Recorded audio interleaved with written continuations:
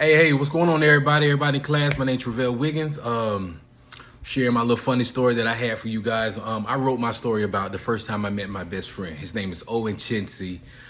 Jamaican and Chinese, a crazy combination because I didn't know Chinese people was actually in Jamaica. He told me later on about the story, but anyway, I met my best friend when I was 16 years old. Due to some hardships with my family, I ended up in a homeless shelter by the name of Covenant House, Florida. That's where I met my best friend Owen. But before I met my best friend Owen, I had another great friend who also turned into my best friend. His name was Donald, BKA Big Donald. Big Donald was like 6'1", 6'2", over 300 pounds at 15 years old. Sorry, I got something on my face. At 15 years old, so me being a big boy, him being a big boy, it was just love at first sight when we seen each other. He ate a bunch of snacks, I ate a bunch of snacks. And one day it was kind of crazy because we seen this big van downstairs, and coming out the big van was this little skinny little something. I mean, he had to be 87 pounds. He had on one of the Jamaican net shirts. He had on some brown pants. He had a big speaker box. And back in the days, they had with the big the speaker thing that spin around and all that stuff. He had that in his hand, and we didn't know he was coming to our floor, but he came up to our floor. Really skinny guy, big old glasses. I'm talking about glasses really huge on his face, and made us sit like this on his face. Name was Owen Chincy. We found that out later, but it was crazy because me and Donald, we kind of like we like ruled the homeless shelter floors because we was underage. So they had the underage floor, they had the over 18 floor, moms and babies.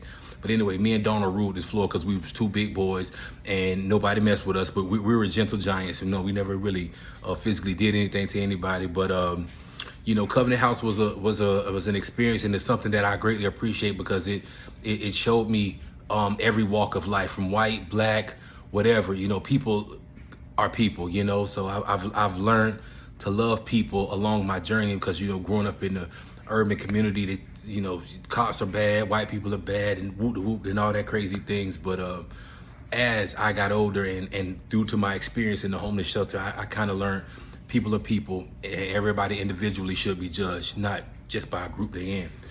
But Owen, like I said, he came from Jamaica, and he never really ate dinner. Like I remember every dinner time or something like that, he never really ate. He just had bread and he had mayo. That's why I ate bread and mayo. I just never seen him really eat that much, and he used to get mad and chaw and Ross this and Ross like that in his little Jamaican accent. So he never really ate dinner.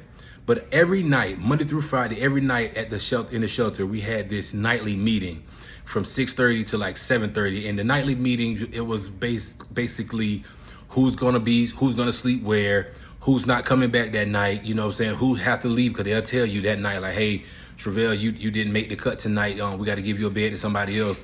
You could go to another center, or you got to find a place to stay. And it was kind of brutal at times, but it was a good shelter. Covenant House was a great shelter, but you know, those nightly meetings was who's gonna stay, who's gonna go, and you know, and us younger kids, we had to go to school. It was a lot of things that we had to do in order to earn us a bed there at the shelter. But anyway, me and Donald always followed the rules. We always did what we had to do, and we were just big kids, and we just loved to eat. You know, as we can see, we're a fat tackler. We love to eat. Big has always been who I was, and never changed. I've always been a big boy. So Owen was there about a few weeks. We noticed that he wasn't eating. He wasn't eating at all. Like every lunch, dinner and stuff, like he just wouldn't eat. He wouldn't eat. And even because we went to school together, and homeless shelter had a little school on site, so he would just never eat. But I noticed he always ate the cookies and juice. He always ate the cookies and drank the juice that they had. So every night around 6:30, they had our meeting, like I was telling y'all. And the kids never challenged me and Donald for the snacks. Like they had a big bag of cookies and juice. Hey, Travelle and Donald, you give out the cookies and juice. We gave everybody cookies and juice. We just had the majority of them. Hey, you get a pack of cookies, you get a pack of cookies, you get a pack of cookies here. And once everybody got a pack of cookies, Donald had 15 cookies, I had 15 cookies. He had a can of juice, I had a can of juice, and everybody else had to share one can of juice. Now, hey, that's just how it was. We ran the yard back then. We just ran the yard. But anyway, this one particular day, Owen must have been like extremely hungry because the way he bust in, boom, he bust in the meeting room like, yo, you're not gonna eat all the bone burger out of the cookie tonight. You know, you eat everything, not tonight, my youth. And as I was in mid-bite of eating this delicious chocolate chip cookie, this little guy, I'm telling you, he was 95 pounds, he snatched the cookie from my hand and he ate it in front of me, looking at me like with this look like, what you gonna do? And I was like, what? So after me holding back Donald, because I was like the leader, Donald was the sidekick, but Donald's 6-something, and he's over, I had to stop my phone, he's over 300 pounds. So after holding him back, I was like, nah, bro. Nah, you're not gonna mess with him. I love this cat. Like, bro, for you to walk in here, snatch the cookie out of this big old guy hand and eat it in front of me with no fear, bro, we love you. So from that point on, it was 2 fat kids and a little guy. Everywhere we went, 2 fat kids and a little guy. Owen, he had these big glasses. Like I said, one day he ran into somebody outside of the shelter who took his glasses off, broke his glasses. So it was crazy for a few months. He couldn't find his glasses. One day I was at the beach and I went swimming, chasing some girl. I was at the beach, went swimming. I found a pair of shades. They were dark shades, but they actually had medicine in it. And I took it back, gave it to Owen. He wore those shades for like 10 years.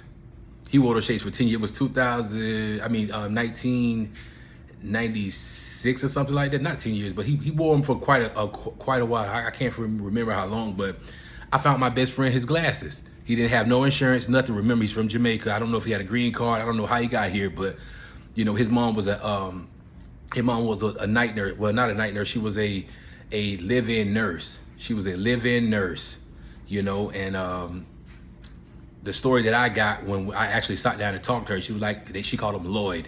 I brought Lloyd over here. He was hell on wheels. We were living with this older lady and her kids, and he wouldn't listen. He was breaking her stuff. He was terrorizing.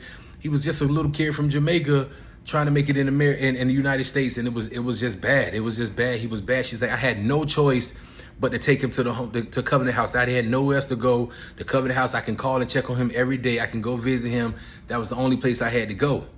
So she brought him there. And from that point on, you know, it's just been me, Owen, and Donald, you know. I went to Job Corps, graduated with my culinary arts degree. I was going to Disneyland in California, but my mom died. You know, Donald went back home and, you know, started doing his thing. And you know, Owen ended up going to Job Corps with me, but he went to another Job Corps because I ended up getting in trouble. And he got his electrician certificate. Now he's a professional electrician, doing a lot of great.